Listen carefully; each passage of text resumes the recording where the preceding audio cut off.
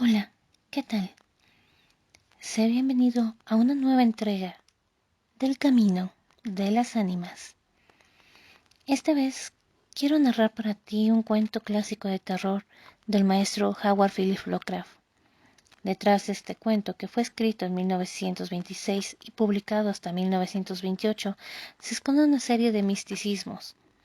Desde que este cuento refleja los problemas que tenía Lovecraft para regular su temperatura corporal, incluso no soportando temperaturas mayores a los 20 grados centígrados, hasta que fue escrita con la inspiración de un cuento de Edgar Allan Poe o incluso de Arthur Machen, como en su momento Lovecraft lo comentó.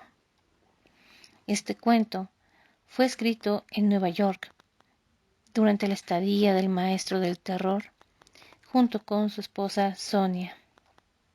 Aire frío, sin duda, habla del típico arquetipo del científico loco que ha logrado prolongar su vida por medio de diabólicas técnicas y, sobre todo, bajas temperaturas.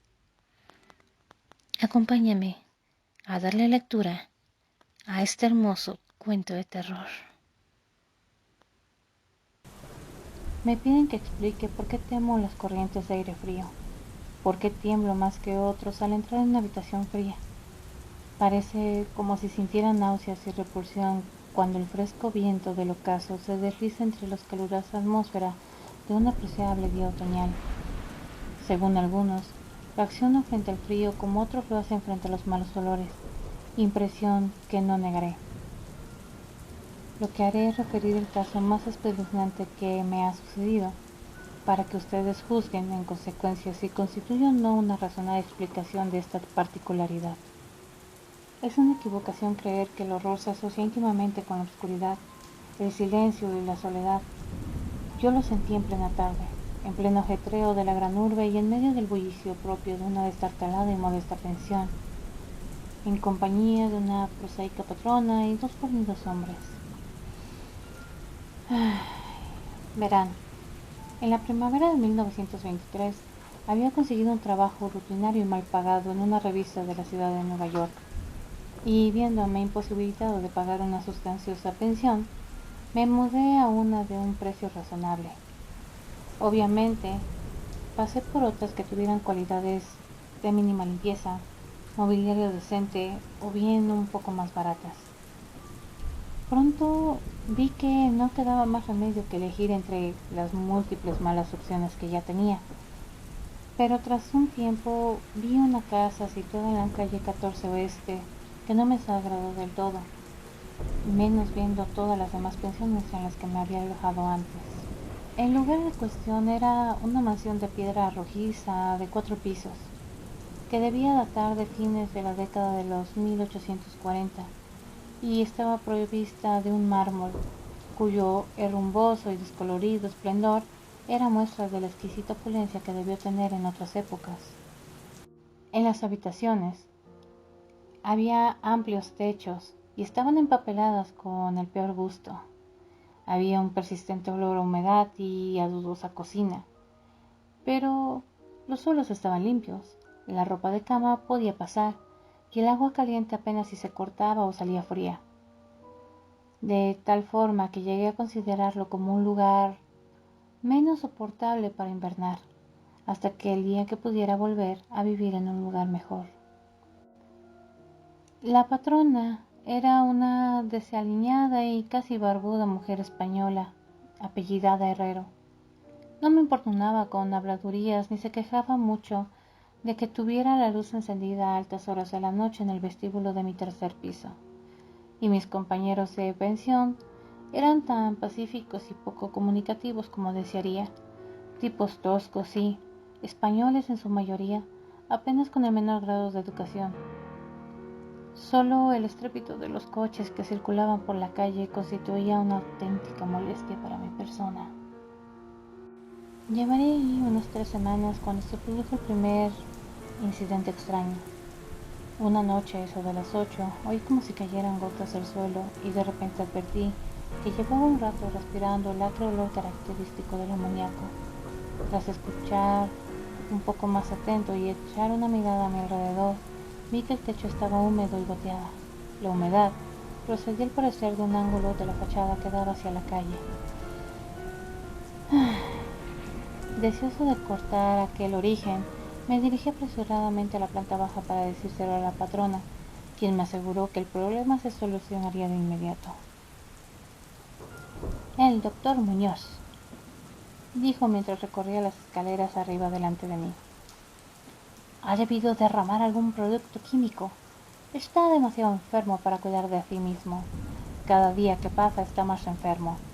Pero ¿quién quiere que lo exista? Nadie. Tiene una enfermedad muy extraña. Todo el día se la pasa tomando baños de olor espantoso y no puede ejercitarse ni excitarse. Él mismo se hace la limpieza. Su pequeña habitación está llena de botellas, de cosas químicas y máquinas extrañas. Y no ejerce como médico. Pero en otros tiempos supe que fue famoso. Mi padre oyó hablar de él en Barcelona y no hace mucho le curó al fontanero un brazo que se había herido en un accidente. Jamás sale. Todo lo que más se sabe de él es que de vez en cuando se asoma en la terraza. Y mi hijo Esteban le lleva a la habitación la comida, la ropa limpia, medicinas y aparatos químicos y cosas así. Dios mío, ¿a qué verla tal demoníaco que gasta ese hombre para estar siempre fresco, joder? La señora Herrero desapareció por la escalera y yo volví a mi habitación. El amoníaco dejó de gotear y mientras recogía el que se había vertido y abría la ventana para que el aire entrase, oí arriba los malicientes pasos de la patrona. Nunca había oído hablar al doctor Muñoz, a excepción de ciertos sonidos que parecían más bien propios de un motor de gasolina. Su andar era calmo y apenas perceptible. Por unos instantes me pregunté qué extraña dolencia podría tener aquel hombre, y si su obstinidad negativa ante cualquier auxilio proviene del exterior o solo será el resultado de una extravagancia sin fundamento aparente. En mi mente brotó una idea. Un tremendo pathos en el estado de aquellas personas que en algún momento de su vida han ocupado una posición alta y posteriormente le han perdido. Tal vez no hubiera nunca conocido al doctor Muñoz, de no ser por el ataque al corazón que de repente sufrí una mañana mientras escribía en mi habitación. Los médicos me habían advertido del peligro que corría si me sobrevenían tales accesos, y sabía que no podía perder tiempo. Así pues, recordando lo que la patrona había dicho acerca de los cuidados prestados por aquel enfermo al obrero herido, me arrastré como pude al piso superior y llamé débilmente a la puerta. Mis golpes fueron contestados por un buen inglés, hechos por una voz extraña, situada a una cierta distancia a la derecha de la puerta. Me preguntó cuál era mi nombre y el objetivo de mi visita, y aclarados ambos puntos, se abrió la puerta contigua a la que yo había llamado. Un soplo de aire frío salió a recibirme a manera de saludo, y aunque era uno de esos días calurosos de finales de junio, me puse a titiritar al traspasar el umbral de un amplio cuarto, cuya elegante decoración me sorprendió.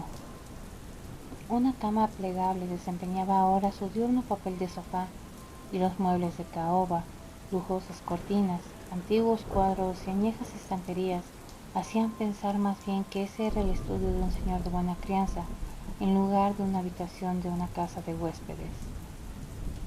Pude ver que el vestíbulo encajaba perfectamente encima del mío, y este lugar estaba lleno de botellas y máquinas a las cuales se había referido la dueña.